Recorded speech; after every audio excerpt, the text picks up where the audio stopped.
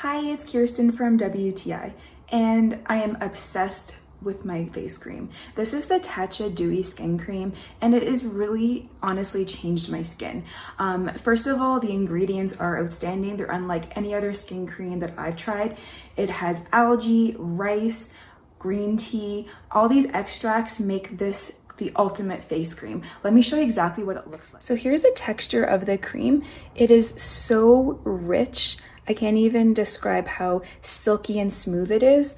So applying it on your skin, it just feels so good. It definitely feels maybe a little bit heavier than a normal moisturizer, but I kind of like that because I know it's actually going to be sinking into my skin and doing its job. And it smells really good.